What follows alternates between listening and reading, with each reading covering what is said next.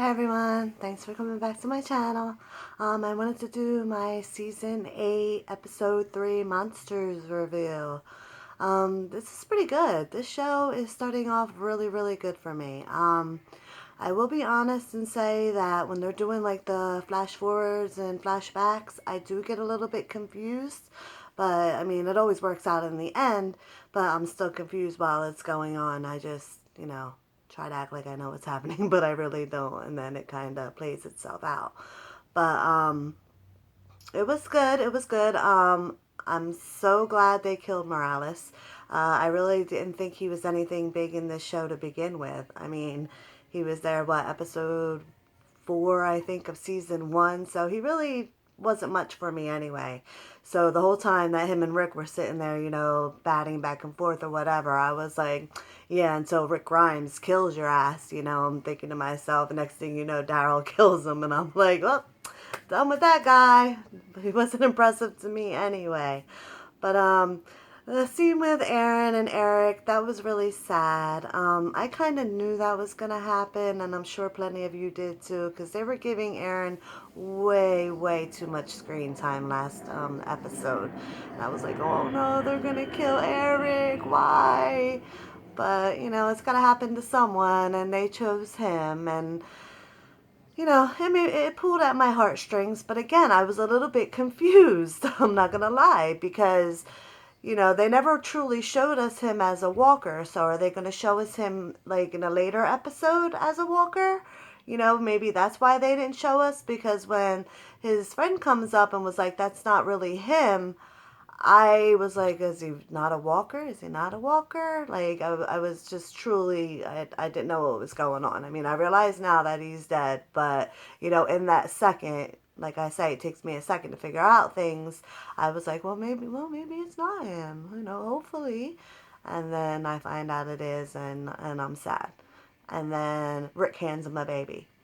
So now Aaron has baby Gracie. Now, I don't know if this is, I don't know, maybe it's to comfort him, or he feels he needs this right now, something to care for. Because along the whole relationship of Aaron and Eric, Eric was definitely the caretaker. He was always like, oh, you're going off to war again, or, I'd really like it if my man would just stay home with me. Just normal relationship shit that, he was just trying to keep his man home and safe. And I know Eric wanted to be there and help out with the war and everything, but I don't think that he should have ever been out there in the first place, because he's just not that aggressive type fighter. But I know he wanted to stand up for the cause, so that was cool. But can we talk about Morgan? Is Morgan going into clear mode or what? I mean, he's fighting everyone, and why he just didn't fucking shoot Jared right in his fucking face when he was talking all that shit, I don't know. Because, he's killed so many people in just these last couple of episodes that I feel like he should have just popped him off. I mean, that is one character or person or whatever you want to call him that does not deserve to live. So I know they're going to kill him off eventually, but the sooner the better. And how Morgan held his composure when he was talking about Benjamin, and he knew what he was doing. Jared was antagonizing him. He knew he was wearing he knew that Morgan was wearing Benjamin's armor. He knew, and he was just antagonizing. And then what happens? Shit goes down. Walkers come rolling down the hill, which was pretty cool. I did like that.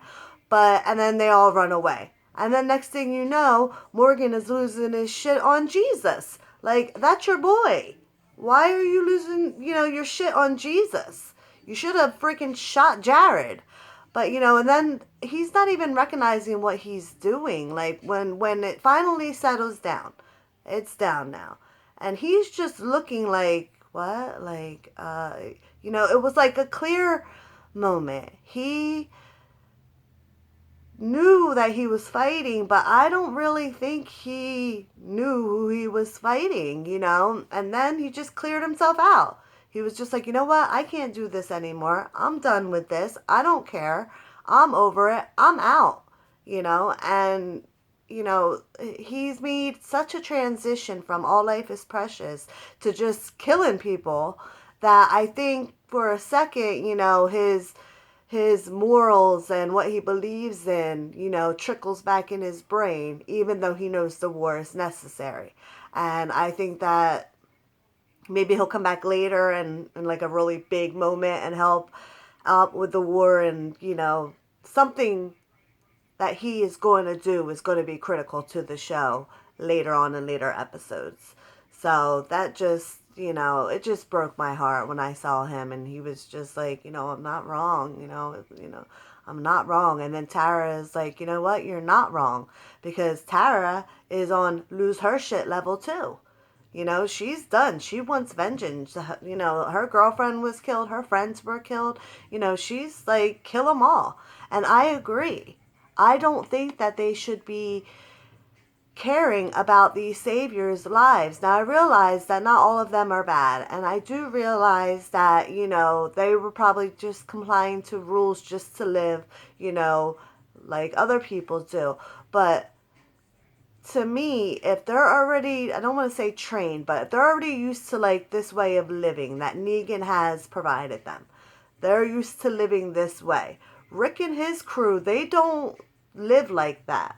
So what do they think's going to happen? One of them's going to try to act like Negan. One of them's going to be like, I'm not listening to you. Maggie was right. She's like, we have, people here. We have, families here. There's children here. Are you going to bring in all these people? I don't know, how many were there? Like 15? And bringing them to the kingdom where, they've created a safe haven, you know, which gets me on Gregory. Now Gregory he's just a character in himself. I mean, let me tell you what, I can't stand him, but, he's got some funny lines to him, and I don't know, like, he's like, this is my place. I built this. The kingdom is mine. Okay, well, in a way it is, but you know what? Maggie Rhee has now taken it the fuck over. So you need to comply to her. And she's a much better leader than you. And you're going to see that she's going to run it the way it should be ran. And I don't even know why she let him back in. You see, I wouldn't let him through the gates either. You've already portrayed us. Everything she said, you were going to sell us out to Negan. You were going to give up everything. You told these people they were not going to have a home to come back to. And at that moment, he meant it. Why are you going to let him back in? You think he's not going to deceive you again? Do you think that maybe, like, he doesn't have a master plan? Like, Negan hasn't filled his head up like, okay, you can go home now. No, he has told him what to do, who to kill, what to listen to. I mean, a list of shit that he's got to do. He's not coming there just, knock, knock, knock, I want to come home. That's a bunch of bullshit. There's a definite plot behind that one. It's just, it's insane. But, the war and everything is going along smoothly. They do have strategies.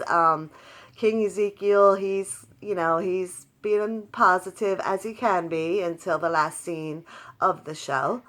But, from someone who didn't want to fight, because he didn't, he's actually appears to me to be like one of the strongest ones, and let's do this. Let's get this done. But I don't know. It's really, really good. I love The Walking Dead. I've stated this before. It has my interest. I'm in. I love it. If you enjoy these videos and you want to talk and you just, like I said before, if you just want to talk about the show and talk about what went down and, what's on your mind, leave me a comment. I want to talk. I definitely want to talk to you. Like it, subscribe, and comment. It's real simple. And if you'd like, I have some reaction videos up if you want to look at them. And I have other videos as well. So, again, thanks for stopping by. And I hope to see you again real soon. Bye.